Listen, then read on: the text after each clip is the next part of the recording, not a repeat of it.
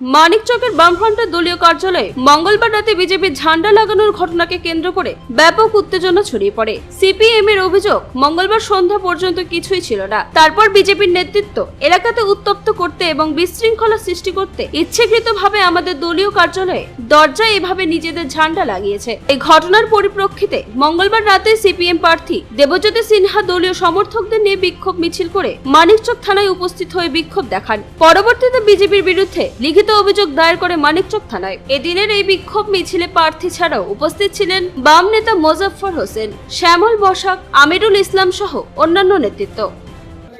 অমিত শাহ আমাদের দেশের কেন্দ্রীয় স্বরাষ্ট্রমন্ত্রী, তার সভা ছিল।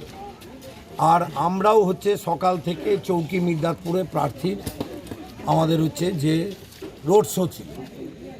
হঠাৎ করে সন্ধ্যা 6টায় আমাদের নেতৃত্ব প্রাক্তন প্রধান ক্ষুদিরাম মণ্ডল, আমাদের পার্টি এরিয়া কমিটির সদস্য, তিনি পার্টি অফিসে যখন কিছু কাজের জন্য আসেন, তালা মারা ছিল, অন্ধকার ছিল। উনি দেখছেন CPIM party office Harekrishna Konar ভবনের মূল গেটে বিজেপির ঝান্ডা লাগানো আছে। এবং এইটা যখন উনি দেখার পরে ছবি তুলে 6টা 38 মিনিটে, তারপর উনি নেতৃত্বকে ফোন করছেন। হঠাৎ করে দুটো ছেলে মোটর সাইকেলে এসে ওই ঝান্ডাটা খুলে নিয়ে পালিয়ে যায়। ওখানে যেহেতু লোকজন জমায়েত হয়েছে, দেখেছে বিজেপির ঝান্ডা সিপিআইএম পার্টি অফিসে লাগানো। দেখার পর এই আতঙ্কটাতে যে তখন হয়তো বিজেপির নেতারা গিয়ে ওখানে খুলেছে। বিজেপির নেতাদের পা থেকে মাটিটা সরে যাচ্ছে, যতই জনসভা করুক আর যাই করুক। আমরা তো দেখছি যে বিভাজনের রাজনীতি চলছে। একদিকে মুখ্যমন্ত্রী এনায়েতপুরে মিটিং করছে, আর কেন্দ্রের স্বরাষ্ট্রমন্ত্রী মথুরাপুরে মিটিং করছে। আমাদের কোনোদিন হয়নি। এখানে শাসক দল তৃণমূল আছে, শাসক দল কংগ্রেস ছিল, আমরাও 34 বছর গভর্নমেন্টে ছিলাম, কিন্তু কোনোদিন এই জিনিস হয়নি যে অন্যের পার্টি অফিসে গিয়ে ফটকে আমরা ঝান্ডা লাগাবো। আর রাতের অন্ধকারে আবার চোরের মতো ঝান্ডা খুলে পালাচ্ছে।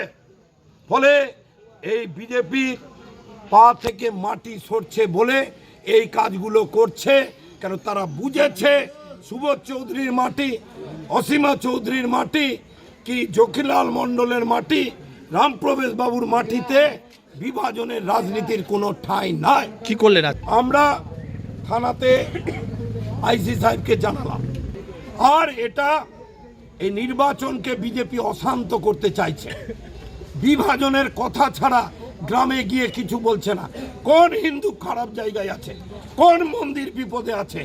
সিপিআইএম থাকতে কোনো মানুষের সাম্প্রদায়িক ঝামেলা হবে না। সিপিআইএম থাকতে কোনো মন্দির মসজিদের কোনো একটা আঁচ পড়বে না। সিপিআইএম এর কমরেডরা আগলে রাখবে, সম্প্রীতিকে রক্ষা করবে। কি বলে আইসি সাহেব জিডি করলে, প্রয়োজনীয় ব্যবস্থা নেওয়ার কথা বললে। উনি বলেছেন model code of conduct break করলে আপনি ইসিআইকে পর্যন্ত জানাতে পারেন, আমি সেটা কালকে করব। মালদা থেকে পৈতর সরকারের রিপোর্ট, কুলিক নিউজ।